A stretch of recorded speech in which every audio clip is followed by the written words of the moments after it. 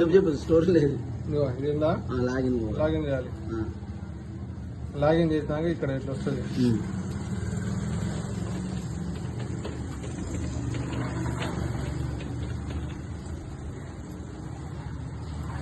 ఇట్లా ఓటీపీ కొట్టాలి.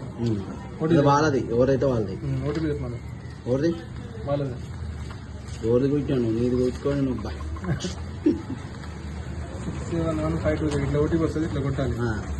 ఓపెన్ అవుతుంది.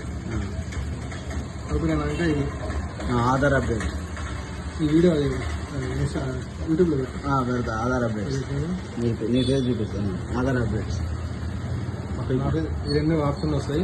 ఈ ఆప్షన్లో మనం ఫస్ట్ తీసుకోవాలి. ఫస్ట్ లెఫ్ట్ సైడ్ ఆప్షన్ తీసుకోవాలి. క్లిక్ చేయాలి. ఓకే ఇది వద్దులే వచ్చింది. అడ్రస్ ఇవన్నీ వదిలేయాలి. ఇది రావు మనకు అడ్రస్. ఇది ఆల్రెడీ ఇట్లా క్లిక్ అయి ఉంటుంది ఆటోమేటిక్. ఇది వస్తాలి కిందది. వచ్చినాక ఇదంతా డీటెయిల్స్ వస్తాయి. వచ్చినప్పుడు మన ఇక్కడ కేర్ యాప్ కూడా నాన్న పేరు కొట్టాలి. భర్త అయితే భర్త పేరు కొట్టాలి. ఇది ఓకే. అది తెలుగులో ఆటోమేటిక్ వస్తుంది. హౌస్ నెంబర్ కొట్టాలి. అది ఆటోమేటిక్ వస్తుంది. స్ట్రీట్ అయితే గోపాల్పురం అయితే గోపాల్పురం ఏదంటే అది కొట్టాలి. అది ఓకేనాక ల్యాండ్ మార్క్ ఏమైనా ఉంటే నియర్ ఎంఆర్ ఆఫీస్ స్కూల్ అది ఉంటే అది కొట్టాలి. ల్యాండ్ మార్క్ లేకుండా వదిలేదు.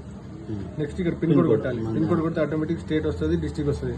అది వచ్చినాక ఇక్కడ సూర్యాపేట విలేజ్ ఏ విలేజ్ ఉంటే ఆ విలేజ్ పెట్టుకోవాలి. ఇక్కడ విలేజ్ ఇక్కడ మన పోస్ట్ ఆఫీస్ పెట్టుకోవాలి. ఇది ఇక్కడ డాక్యుమెంట్ అడుగుతుంది. ఇక్కడ డాక్యుమెంట్ అడిగినప్పుడు ఏం చేయాలంటే వాళ్ళు ఏం పెడతారు, గ్రూప్ ఏ గెస్టెడ్ పెడతారా లేకపోతే ఎంఆర్ఓ అయితే ఎంఆర్ఓ అని ఇక్కడ ఉంటుంది. ఎంఆర్ అయితే ఇక్కడ తహసీల్దార్ గ్రూప్ ఏది మన రెసిడెన్షియల్ పెడతాం కదా, రెసిడెన్షియల్ ఇది పెట్టాలి. తహసీల్దార్ గ్రూప్ బి లేకపోతే గెస్టెడ్ పెట్టేసుకొని ఇది పెట్టాలి. Group A officer. మన అదే ఓటర్ కార్డ్ అయితే ఓటర్ కార్డ్ ఉంటుంది. దీంట్లో ఓటర్ ఐడి.